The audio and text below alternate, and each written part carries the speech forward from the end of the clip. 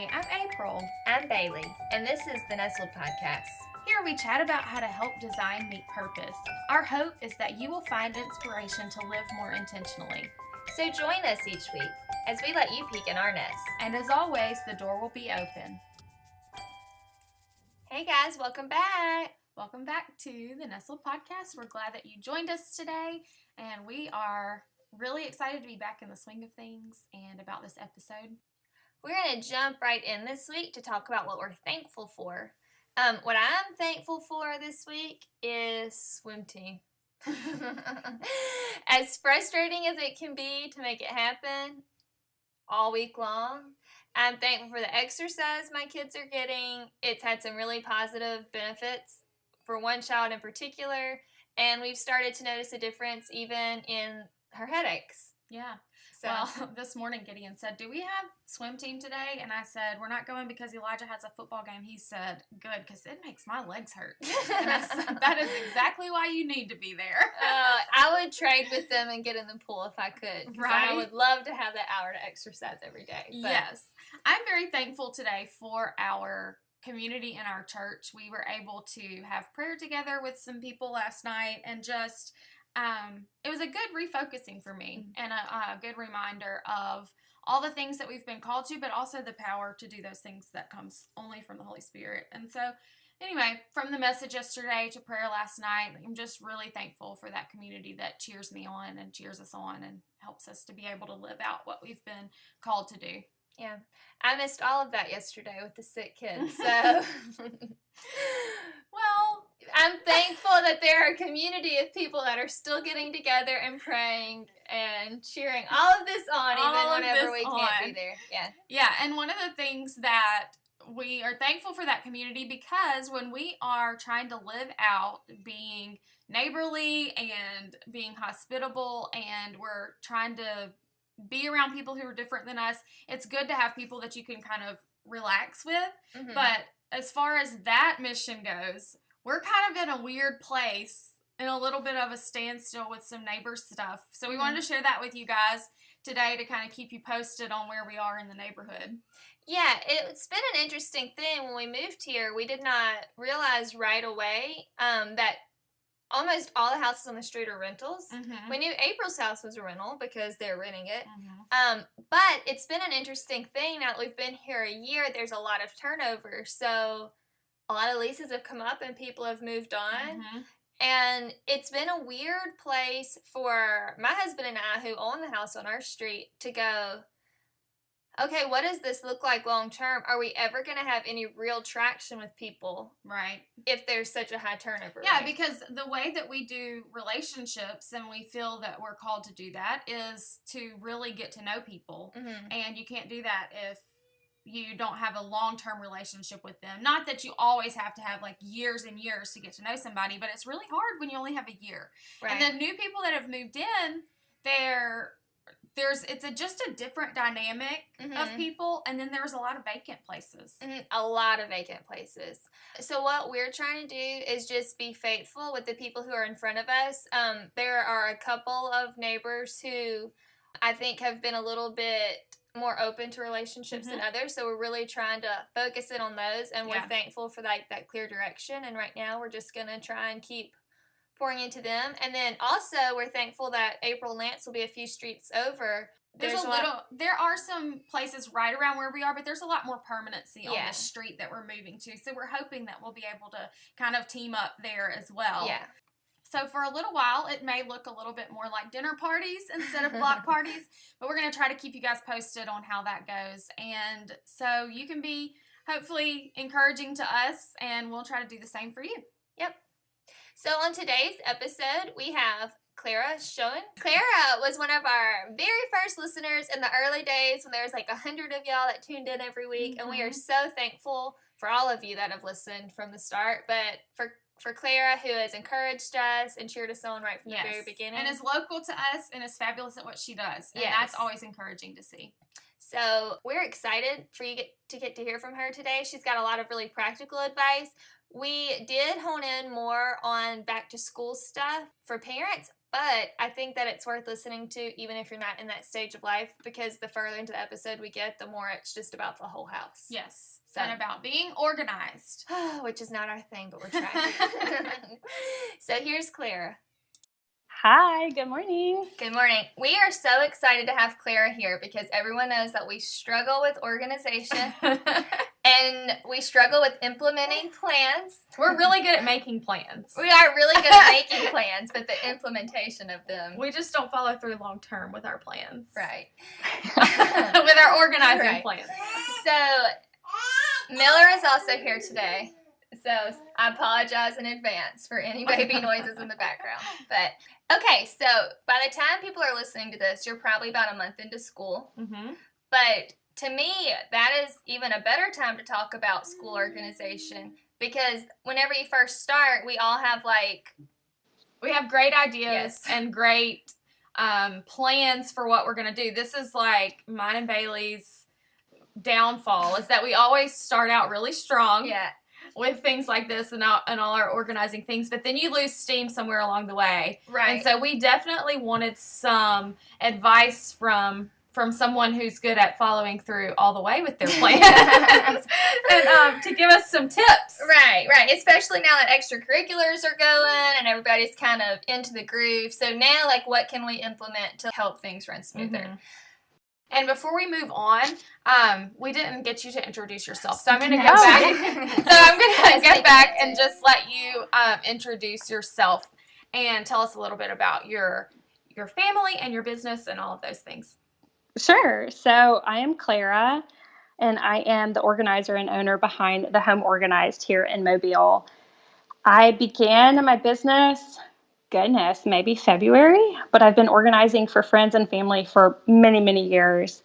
And I actually had an interior designer friend kind of encourage me after she rummaged through my house and looked at all my systems to begin my business. And I hit the ground running and haven't stopped since. I am originally from Mobile, and I went to Auburn, War Eagle. And I know Bailey's older sister from Auburn. And Bailey was actually our family photographer when we had our first son, so that's how I know her. I am a mom of two. I have Luke, who's 4, and Garner is 16 months. And I am married to a wonderful accountant who is currently studying for the CPA, so life has been kind of hectic at the moment, running a business and having a husband study and 2 young kids. But we're enjoying it, and I'm glad to be here today.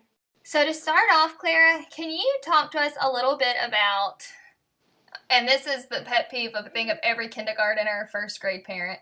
Hopefully it gets better as you get older. But all of the papers, all the school papers and memorabilia, what should we do with that? Yeah, so I think that's probably a pain point for most people. Yeah. It's something that is coming in daily. It's overwhelming. And I love all of the sweet things that our teachers send home, but they tend to send everything home.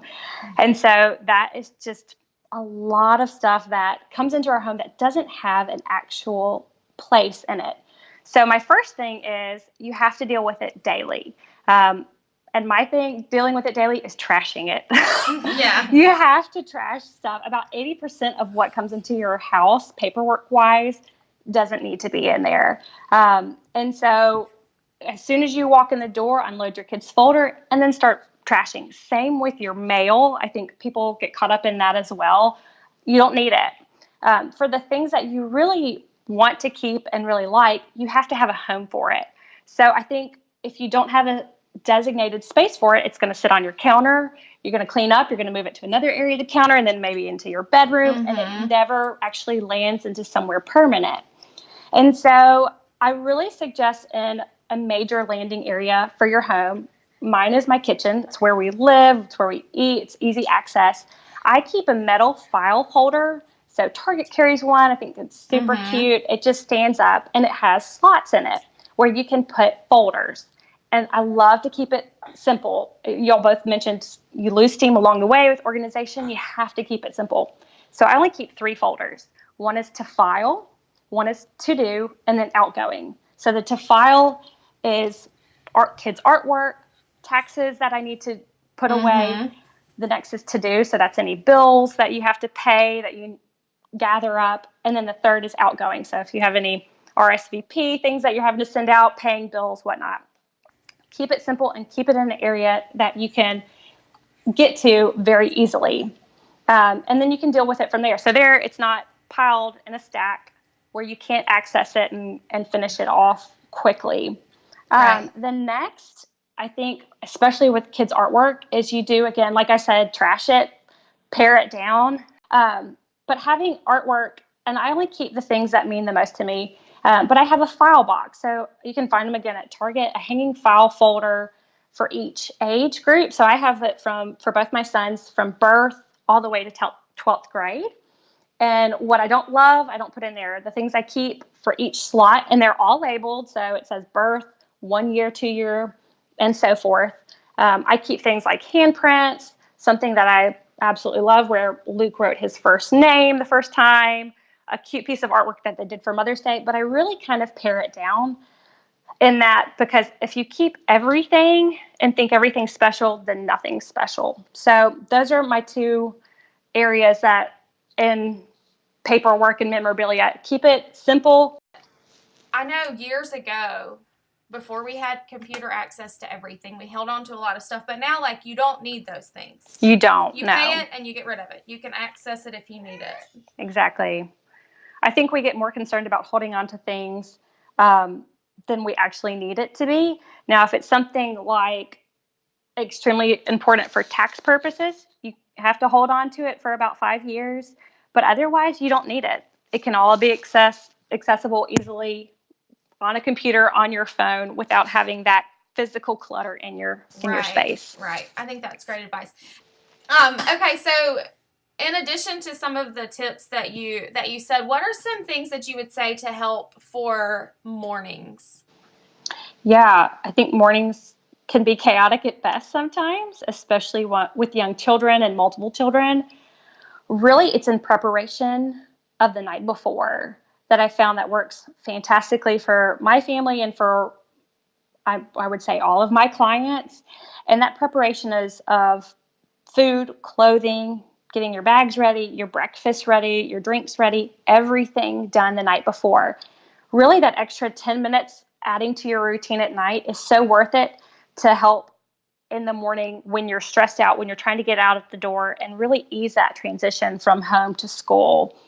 I think giving kids less options as well makes it a lot easier. You're much more decisive and quick with your decisions. So instead of giving them this decision between this sandwich or this lunch or this whatever, you just give them less. And it's not taking away their decision making at all, but it's helping them hone in and harness what exactly to make that decision and then follow through with it. So definitely prep night work before. I mean, my son wears little red kids to school, and we untie them and unlace them and have them ready with his socks next to him where he knows exactly to go slip them on and put them on himself.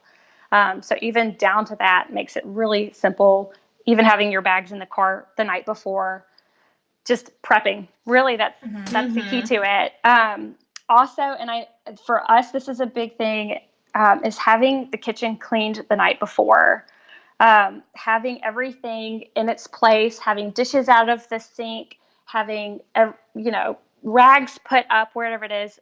It's usually the hub and the heart of the home. So once you remove that physical clutter in the morning, a lot of times that emotional clutter won't be there. It's not an added weight to your day. It's not a stressor. You're not looking at it kind of panicked in that. Do y'all get that welling up system in there? Like if you leave it a mess the night before and you come into it and you're like, oh my gosh, I can't function. Like I start off it with a bad attitude and my husband can see it. So really that prep work the night before, and all in all, I mean, it shouldn't take you long. You get into a routine and a habit of doing it.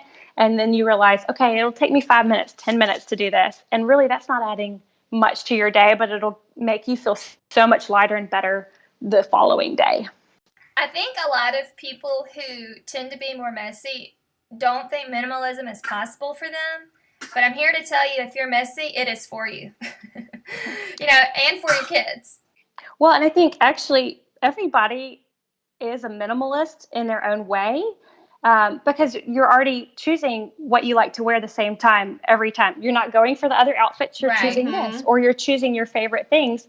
The difference is you're getting rid of the excess that you actually don't like in your house and just keeping what you do like. But in a way, we all are already there.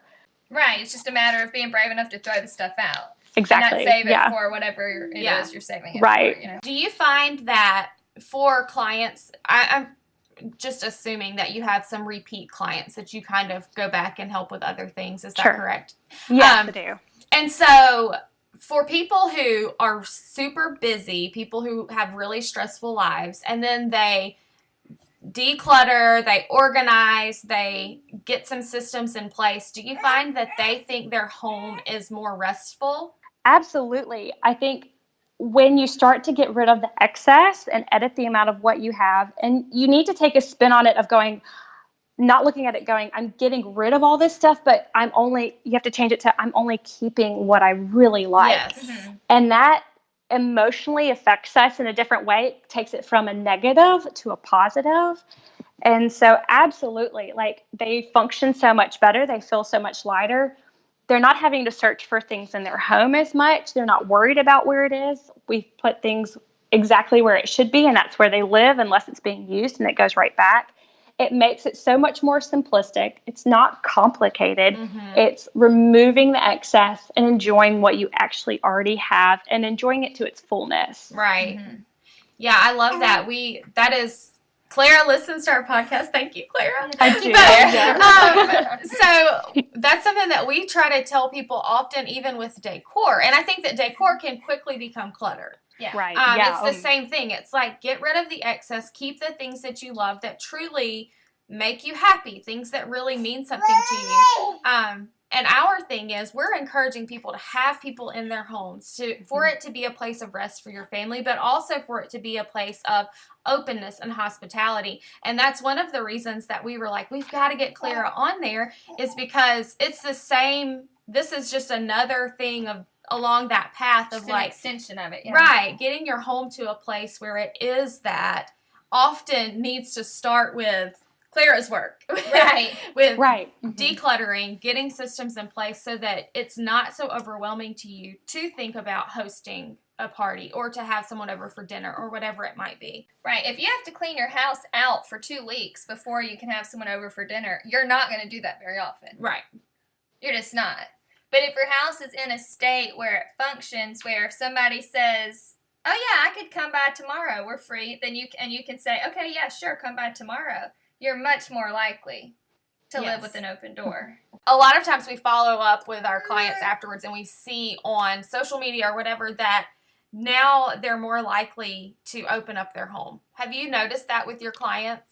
Oh my goodness. Yeah. So a lot of my clients have become friends along the way. You do spend a lot of time and you get in their very personal items. Yes. And typically I know a lot more about their house than they do. So yeah, I do. I see them even from like you had said, just someone coming over and not spending 2 weeks of cleaning up your house. You feel comfortable with them coming in. I had a client have a major stressor with her pantry. It was her sore spot. She was embarrassed. She didn't even want her kids to go in there or her husband. If anybody came over, the first thing she would do is run to close the door. She wanted it hidden at all times. And so once we kind of tackled that area, made a home for everything, contained it, labeled it, and made it not only aesthetically pleasing, but also really functional, she saw a major difference on how she felt about her home as a whole, even by just fixing that one area and then not stressing about someone walking past the door being open or looking into there and feeling judged. So yeah, I think I've seen that, a lot of people, like, especially with toys and playrooms, I think, and maybe Bailey gets this because she has a little bit younger children, but feeling like you need to apologize for the toys or the space or being out. Now, first, it's real life. We're going to have toys and we're going to have things on the floor, and laundry is not always going to be done, but you have simple solutions in that you can either pick it up quickly or it's not hard to maintain and you can get it up or leave it out or whatever it may be, but it's contained again in a beautiful way, but it's not a stressor or a bad point anymore. It's something that really can bring you joy, and it's not something that you feel like you need to hide away. Mm-hmm. Do you think that sometimes people try to overdo it with their systems? Because I know in the past I've been guilty of that.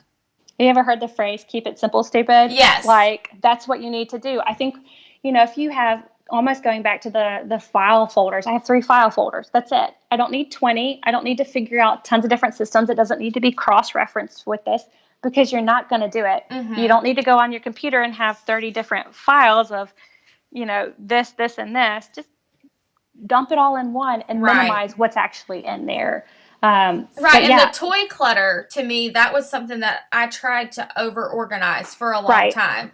And it's, instead of saying, okay, we have these little bins and this is for this and this, and I love perfection. And so then I would just get so frustrated because they're all mixed up, instead of saying, okay, this big bin is all for your kitchen stuff. Just throw it all in there. It doesn't matter. And then I can put it away. And now my boys are really into Pokemon, and they have the little binders that they can put their cards in, and they have their little decks or whatever. But I was like, and this is your bucket for all those cards that just end up on the floor. I don't need you to have to put them into your binder. Throw them in this box, put them away, and when you have time and you want to, you can organize them how you want. But it doesn't make sense for me to say, now go pick up all those cards and put them in that binder. That's too difficult.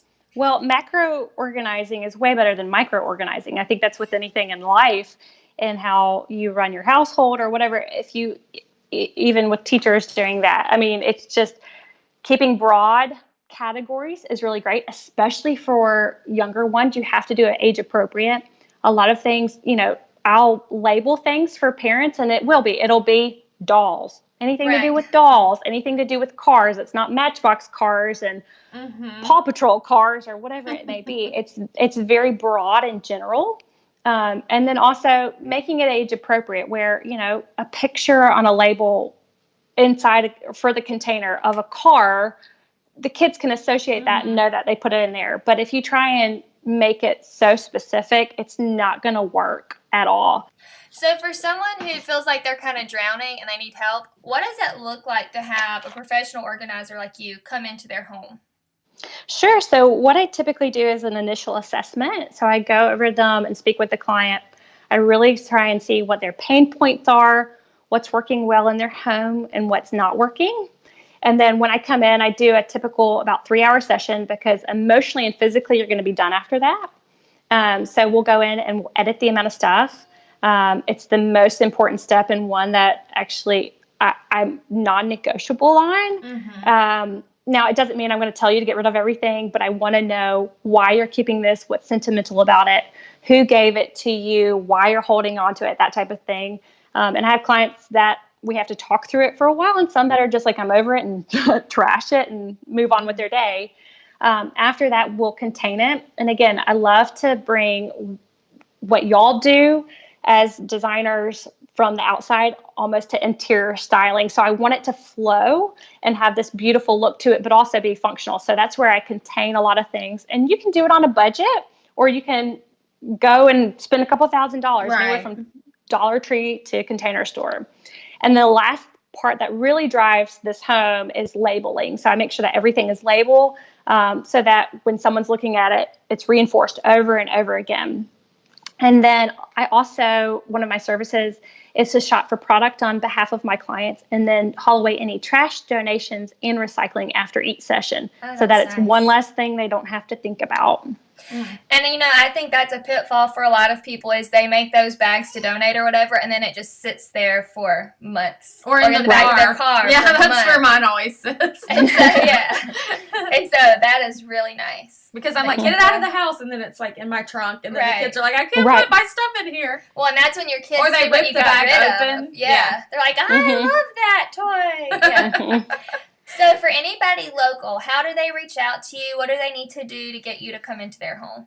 Sure. So I have a number of social medias. The one I function mainly off of is Instagram, because don't we all? You can find me at the Home Organized _. And then I'm on Facebook at the Home Organized, or you can see all of my services and what I'm doing and my blog as well, which I need to update a little bit more than I do, at thehomeorganized.com. Awesome. Now, do you do any long distance help?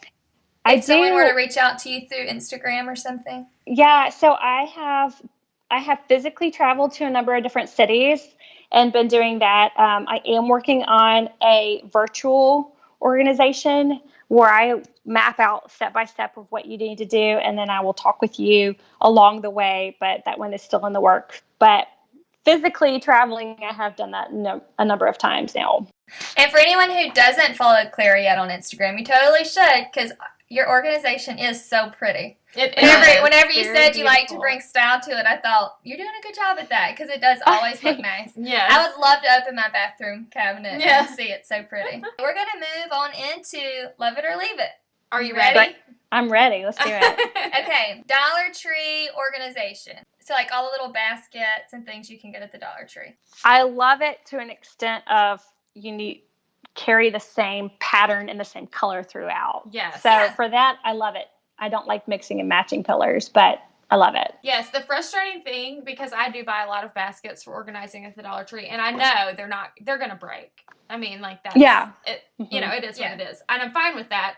But when they only have 3 white baskets, and I'm like, why are there 27 blue, green, red baskets? And I want white.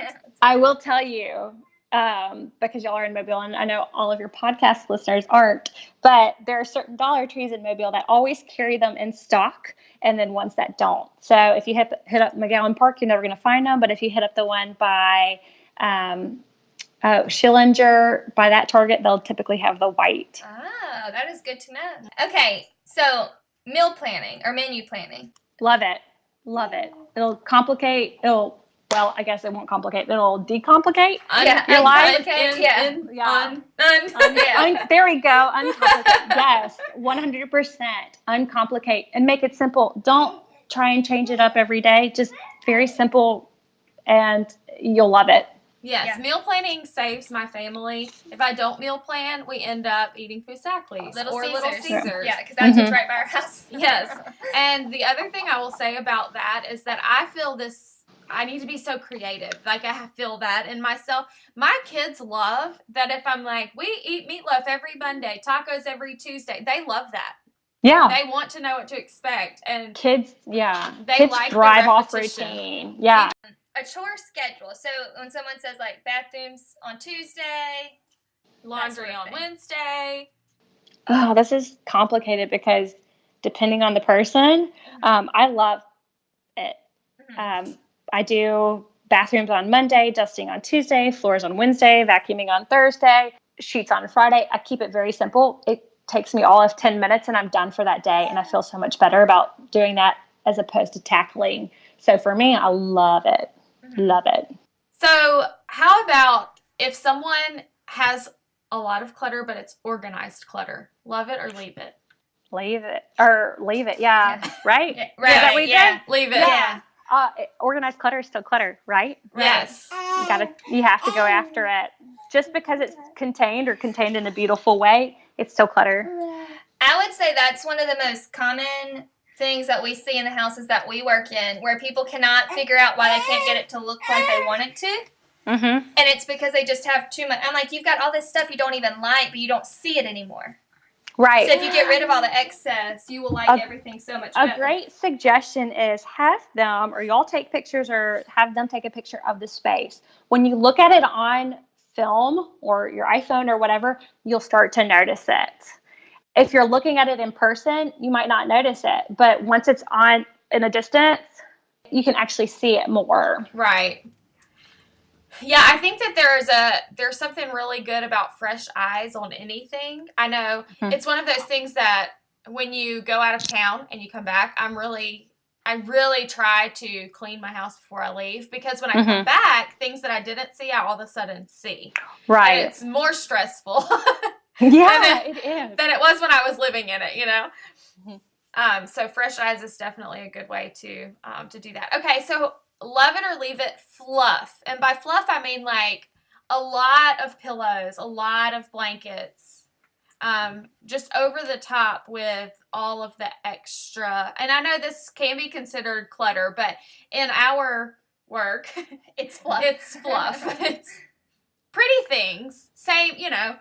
again, oh God, this is hard because I'm on the edge of both. Because if it doesn't bother you, if you don't mind picking it up off the floor, if a kid knocked it down, if it brings you a lot of happiness and joy, then I say, keep it, love it. But if it's a headache every day, if you look at it and go, oh, I really don't like that color of it, or I'm tired of picking up the 10 pillows or having 8 pillows on my bed and I don't have anywhere to put them or deal with them, then leave it. It's a personal preference. For me, I leave it. Mm-hmm. It's something I spend 15 minutes in my house picking up the whole house and it's done. And I like that. And it's a less stress. And I have only the essentials that I absolutely love. And it still looks pretty. It still goes with my theme of my house. I really like it, but it's just less. Yeah. And you're absolutely right, because we both have a lot of pillows and also children. And so all the pillows are on the ground every day. I mean, I do it because it's worth it for me. Yeah, I just had this conversation with my husband because my boys, every time they sit on the couch, they throw every pillow on the floor. And I have a sectional, and so I have a lot of pillows. I mean, 15 pillows on that. Mm-hmm. It's a huge sectional. Right. But they're all on the floor. And I'm the only one who can put them the way I like them first. But I'm one of only 2 or 3 people out of the 7 who pick them up. And it drives everyone crazy. And I just thought, when I'm moving, I'm only taking a few pillows with me. Or I'm going to get a few new ones and throw all the rest away. Right. Yeah. Well, I think that's the thing. Y'all are extremely talented in what you do. So you go, okay, how do I make this look good without it being a headache? And if you clump 3 pillows together and call it a day and you have the different textures and the heights and the look, then you're great. And right. All right, last one, and this is a polarizing one. The Bachelor franchise, especially like Bachelor in Paradise. Oh, y'all leave it. We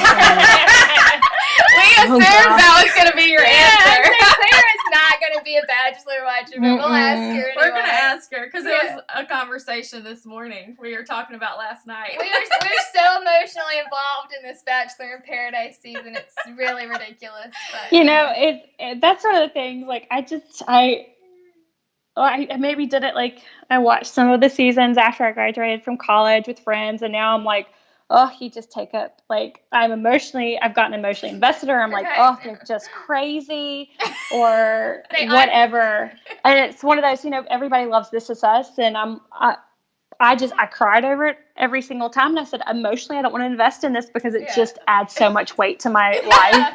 I'm worried about it throughout the week, worrying, how did he die? I need to know what happened to Jack. My husband would come in and be like, did someone die? And I'm like, yes, he died did. on the show. I'm so emotionally invested. So I just said, you know what? So, most of my day has like Peppa Pig in it or something. So I'm like, that's easier. I can push it off and be like, yeah, that Peppa, and move on. All right, Clara, well, thank you so much for talking to us. This was so much fun. Thank you for having me. Such an honor. We're going to try to do better. Yes, we are. I'm going to keep you updated, and I am going to ask you to come help me with some things. I just have to figure out what those things are. Yes. All right, well, thanks, Clara. Thanks. Bye. We want to say thanks again to Clara for coming on. That was really helpful to us, and we hope that you guys picked up some tips, too. We always need reminders. We keep saying it, but we really do have a hard time with organization. Yeah. We are good at making the systems, but the follow through to keep up with it, it's because our people will not help us out. Like, no one else will manage the system, Right. Like the trash, it's like, why is there trash in this bucket that's supposed to be for just this? Right. But I will say that personally, I'm in a really neat spot, I guess, a good opportunity, because we're about to move, of going through things and not packing anything that is like necessary and that I truly love. And so I know that that's a unique spot that not many people find themselves in, but I do think that this was very good for me to hear, to remind me of keeping things simple and only doing and keeping what I really love. Yeah. All right, so you guys, as a reminder, we have a giveaway right now. It's Rosaria Butterfield's newest book, The Gospel Comes with a House Key. It is so good. So good. We're both reading it. I'm going to make my husband read it next. It is a game changer even. Yeah. I mean, we obviously think hospitality is very important, and we're getting so much out of it. We just think everyone in the church in general needs to read it. So You can go grab that on Amazon, or you can win one for free by coming over to our Apple Podcasts page where you're probably listening to this right now and leave us a review. Those reviews help other people find our podcast, and so that helps us. And so leave the review, screenshot it, and send us a message on Instagram. And let us know that it's there, and we will enter you into the giveaway. We're going to do that within the next week, so you want to get on that. And everyone